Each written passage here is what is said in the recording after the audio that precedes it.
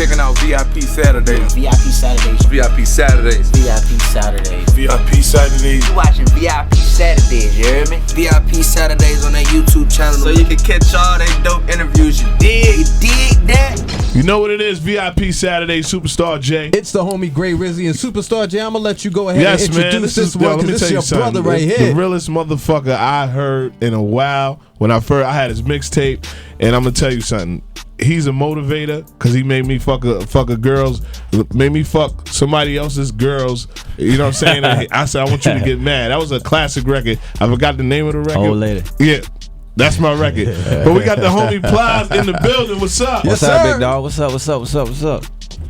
I'm chilling, man. You got the biggest record in New York City. I'm going to say it on the camera. Double salute on the East Coast. Double salute to y'all, man, that made it possible. Yo, man, I just want to know if it's like Atlantic City or Vegas when you play a lot of, you spend a lot of chips in the fucking casinos. They give you free rooms. You get free rooms in the Ritz-Carlton, man? Nah, They need to make this fucking happen, man. Yo, CIAA weekend, right? Yeah. Because this is a CIAA weekend special, right? You better believe it. Ritz-Carlton got sold out in probably, like, they said a matter of 40 seconds. It been sold out. Actually, I was telling my brother that I had somebody that checked into it.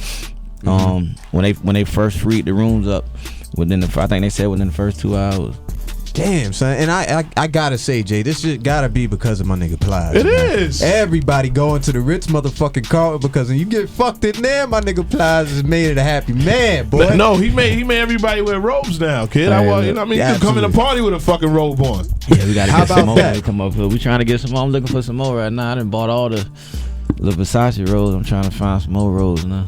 Shit. Are we gonna do merch? Are we gonna do Plies, sell Plies robes? Yeah, we got some shit we finna I think in the next 2 days. Next 2 days? Yeah. Now, social media. Yeah. You always took advantage of social media, from Twitter doing the quotes, right, and everything like that. Because I used to snatch some of your quotes. I used to copy and paste it and rewrite it over and shit. So you went from Twitter with the quotes, memorable quotes. Then you went to Instagram and created a whole nother avenue. I don't know, man.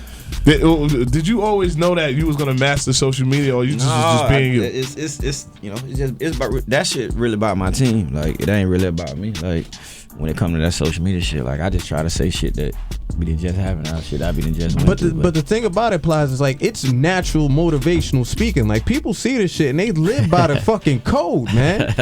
Give me an example, man. I need an example. Shit, talking to all these females, you got them fucking. You set them straight. You know what I mean? You said all the dudes straight how to deal with a female. But I feel we in the middle with it though. Now, I tell you some shit that, you know, when it comes to, for me to, whether my homeboys or different niggas that, you know, maybe I still fuck with it, some I don't fuck with it, but I think that shit kind of stay in the middle, but sometimes I get a female some hard time. Thank you. Has any females came like, come on, why would you do that? No, not really. Nah, they fuck with the honesty though, and I think that's the biggest thing, cause, you know, I done had people come to me. I was in the restaurant probably about 2-3 days ago, and the chick was like, the shit you said about such and such, it wasn't about me, but it was about my homegirl though. Yeah. So it was, you know, they play it like that, so it's cool. Now, do you feel that the Ritz-Carlton record with social media helped out that record a lot? Because you see all the football players, the basketball players. You see even little kids ran off on the plug twice. The dance. That shit just still in the early stages, but that shit's so big, man. Like, for me, I try to dissect it enough, just enough to know what's going on, but I don't really let myself get too much caught up in the shit. But anytime, man, that shit spread from cultures, and it ain't got no age group boundaries. It ain't got no, because it's a, you know, and to make sure I'm clear on it, that shit really a celebration. You know what I mean? It is. And what I mean by celebration is, you know, it's outdoing somebody. It's you know, you and your nigga y'all can be slap boxing. I fuck around and hit you in your shit, I'ma just run off, just, you know, because I just outdid you. So, you know, that's what make the shit so, you know, when I see basketball niggas or niggas at Ohio State or the head coach, or, you know, that's what makes it so big. Football coaches. What video shocked you the most? Like, who? I can't believe. Wasn't that homie from Clemson? I think I forgot homeboy name, man. And so him doing the shit in the after a game. I forgot homeboy. I forgot the nigga name, man. But I mean, like you say, coaches. Urban Meyer was that Urban And this Meyer is a was big. tight motherfucker. Pause. Like you know, he always in the box. Yeah. Square. Herb won't really get out there like that. Prime, I just fuck with Prime, so his shit was like That Florida connection. Yeah, his shit was super swag. And we seen Braun do it. That was big. We seen Wade do it. It was big. So Shit, the whole NBA is doing it now. yeah, that shit was just We might need to cut a check. Well, let's get into this record, man. Let's do it. The biggest record right now, the biggest record for continuing weeks, Ritz Carlton. Let's get it. VIP. yeah. VIP Saturdays. This the homie Great Rizzy. Superstar J. And we still got Plies in the motherfucking building, Yes. man. Let me holler at you before we do any motherfucking thing. I fuck with you now. I keep up with my big homie. I keep up with Superstar J all the time. And you be hard on the bitch, boy. You don't let a bitch breathe. You really tell a bitch how you really feel. You really tell motherfucker how you feel, really. I mean, I said when I came this motherfucker, I said I'm gonna let big homie know I really fuck with him because he don't spare him a motherfucker at all. Yeah, I mean, you can't pull How you any and punches, Superstar ran man. across? Well, we got a mutual brother, Okay. DJ Self. That fuck with you hard. You know Oh, what yeah, I'm I saying? fuck with Heavy. Actually, Self put me on the Plies. I want to say some years, probably 8 years ago or some shit like that. So I appreciate him on that. But since that time, me and Superstar J been running with each other. But you know, when you do this shit, the real going to recognize the real. You better believe and it. it's going to be We just talked respected. about this I guy salute it. too about that. fuck with Yeah, what he's doing. But I want to make this list right. All right. He put out 5 albums, Okay. 14 mixtapes, Okay. and two of the other 5 albums went gold. Okay. Now, do you feel that you're underrated? Because I feel like in the South, people don't put Plies as one of the top rap artists in the South. Cause I ain't friendly. That's all that shit about. That 2 shit gold. A lot of people never even reached gold. Nah, You it's just- reached gold when it was real out here. Yeah, it's just because a nigga ain't 3 goals. 3 goals, my bad. Yeah, it's just a nigga ain't friendly. So and that's how this shit go. Like niggas vouch for you in this shit when they feel like they cool with you. You know what I When mean? you And had to that's- hit record and not even that. commercially. And not even that. It just that's why I value certain situations. Like I value your shit because it wasn't about nothing. It was just about, bro, I can take you back to the first time I heard your shit, and this is the first record. That wasn't no fucking smash you was talking to me about. Wasn't no radio record. That's my shit. I'ma fuck your lady. Yeah, you weren't telling me about no motherfucking radio record. It was just some shit that touched you and it meant something to you, and you was letting me know that you fuck with me and you did your background and your research, and so that's the shit that really. But I get it. Like I ain't tripping. Like financially, that shit is what it is. Like And people don't understand, and I have a lot of arguments with DJs Right. because it sometimes a lot of New York DJs they'll chase the commercial record. So now everybody's on Plies, and I'm like, Plies been selling out shows for the last 5 years Right. off of mixtapes. Yeah. But that's the shit that's really important to me. Like it's cool that the recognition shit happen, but like I always tell the motherfucker, like at the end of the day, it is what it is. The black and white speaks for itself. So, I think when you don't understand my situation, that means you don't get it. It ain't that I don't fucking get it. It's you don't get it. So, it's different conversations we done had with the label, different conversations we done had with people. Like I told you, it's 2 different kind of hots out here. You got corporate hot and you got street hot.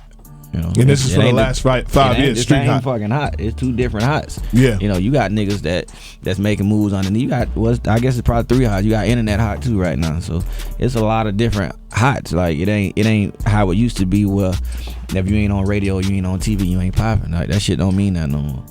Wow. Do you ever feel like you are an architect? Because a lot of times people look at you. For me, they look at you. You were one of the first people who was able to do it pretty much on your own. Hold the majority of your albums on your own and shit from the dirt. And now, I'm starting to see that a little bit more independently. Right. Independently. That was big for me when I first came in the game. Like I ain't want no features. And then when I started to fuck with the features, it was just shit I couldn't do. Like I couldn't sing, so shit.